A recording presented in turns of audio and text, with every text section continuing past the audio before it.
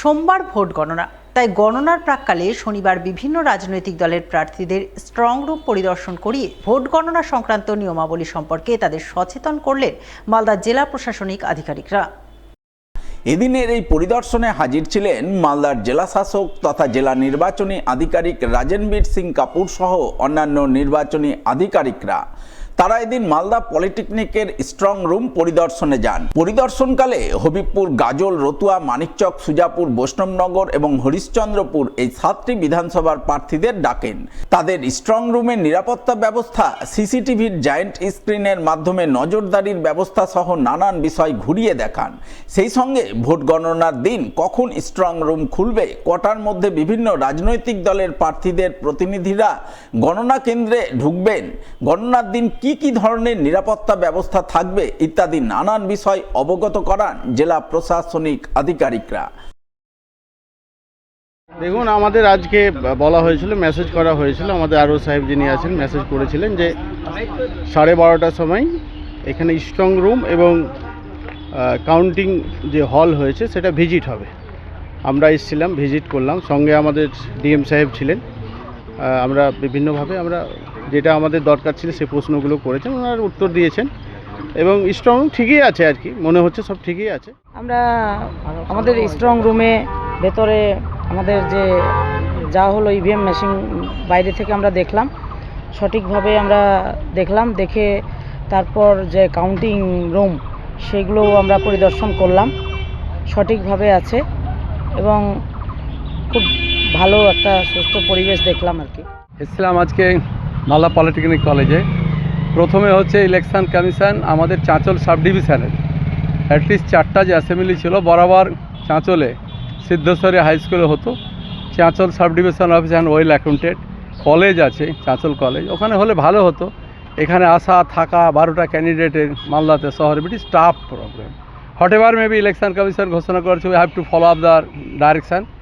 তো ভিজিটিং যেখানে হল হবে করলেন, স্ট্রং রুমটা ভিজিট করলাম, কাউন্টিং হলটা দেখলাম, তারপরে আপনার পোস্টাল ব্যালট কোথায় কাউন্টিং হবে এগুলো সব দেখলাম। হ্যাঁ, মোরালে সেগুলো ঠিকই আছে।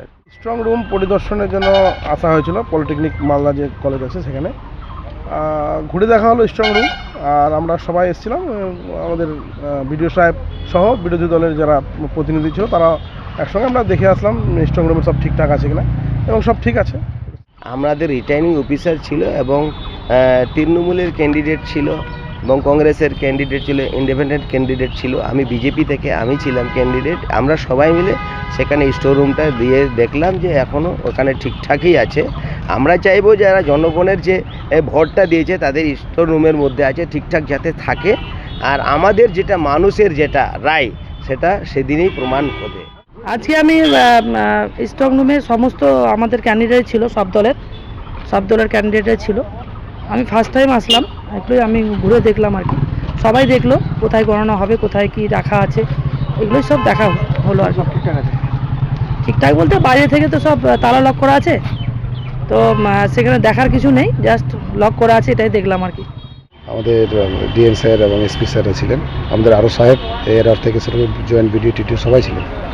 আমাদের স্টোর রুমগুলো যেভাবে সিল করার দিকে দেখেছিলাম সেভাবেই ঠিকঠাকই আছে, অসুবিধা নেই। আমাদের মালদাতে যে কাউন্টিং ভেন্যু আছে ওখানে সব পলিটিক্যাল ক্যান্ডিডেটসকে দেখেছি।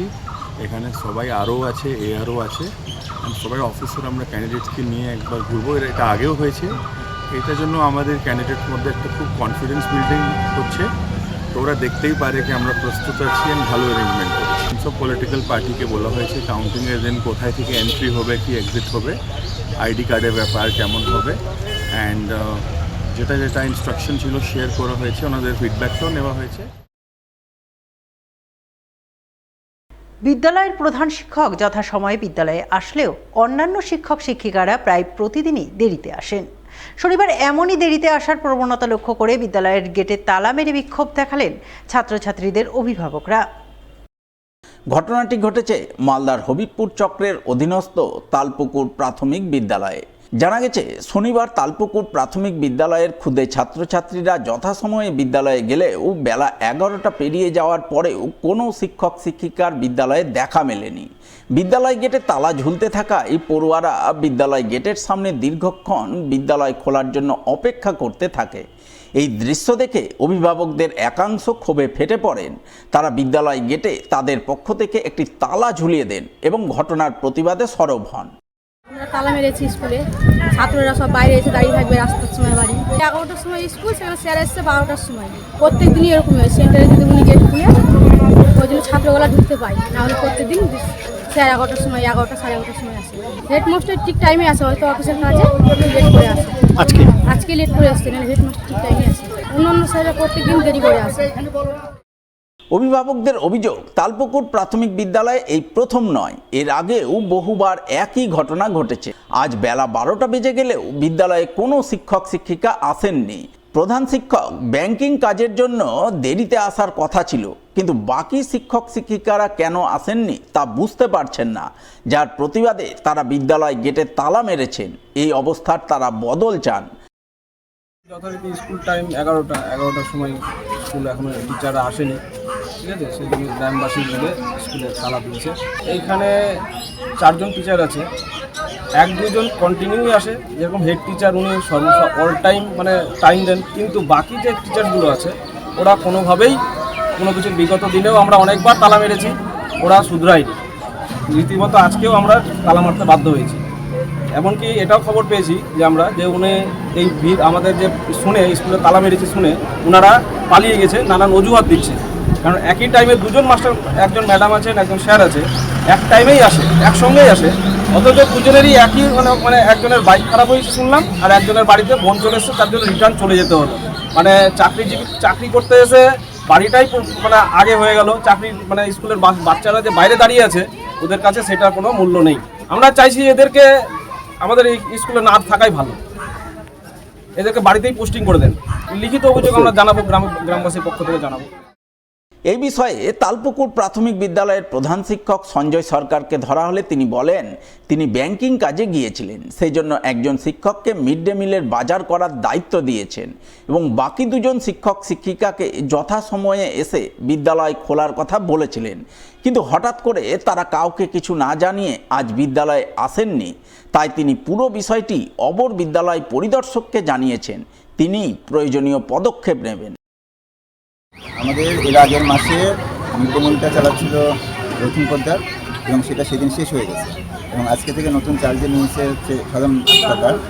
হ্যাঁ, এবার সেই দিন আমি অল্প সামান্য কিছু টাকা যেটা ছিল ওনার হাতে দিয়েছি, আর আজকে আমি ব্যাংক থেকে টাকা তুলে দেবো বলে আমি বলেছিলাম ওদেরকে একটু দেরি করে আসবো। আর ম্যাডাম এবং রথিন পদ্মার স্যারকে বলেছিলাম যে আপনারা এই স্কুলটা খুলবেন, 10:50 স্কুলটা খুলবেন। ওনারা বলেছিলেন যে হ্যাঁ ঠিক আছে আসবে। এবার আমি আজকে যথারীতি ব্যাংকে যখন টাকা তুলতে যাই, সেই সময় আমাকে সিভিক পুলিশ ফোন করেছিল 11:04 বাজে তখন, যে মাস্টারমশাই স্কুলটাকে আজকে বন্ধ আছে। আমি বললাম যে না, খোলা আছে। হ্যাঁ, তো বলছে না, স্কুলে তো কেউ এখনো আসেনি। হ্যাঁ, তখন আমি বললাম যে না, স্কুল খোলা আছে, আমি তো ব্যাংকে আছি, আমি তাহলে চলে আসছি। হ্যাঁ, তারপর উনি ফোন কেটে দিলেন। তারপর গ্রামবাসী থেকে আমাকে ফোন করেছিলেন, ফোন করে বললেন যে স্যার স্কুলটা কি বন্ধ আছে। ওটা হচ্ছে আপনার হাজিরেছি কামানি, যে স্কুল কি বন্ধ আছে, আমার মেয়েরা স্কুল থেকে ঘুরে আসলো। তখন আমি বললাম যে এরকম ঠিক আছে, তাহলে আমি চলে আসছি। এবার আমি তো এখন আসলাম, এসে তো এরকম অবস্থা দেখলাম। আমি তো চাইছি যে বাচ্চারা অন্তত স্কুলের মধ্যে ঢুকুক, ক্লাস চালু হোক যথারীতি, এবং পরবর্তীতে যা কিছু ঘটেছে ওটা আমি লিখিতভাবে আমাদের এসআই স্যারকে জানাবো, যে ঘটনা ঘটেছে সম্পূর্ণটা আমি এসআইকে।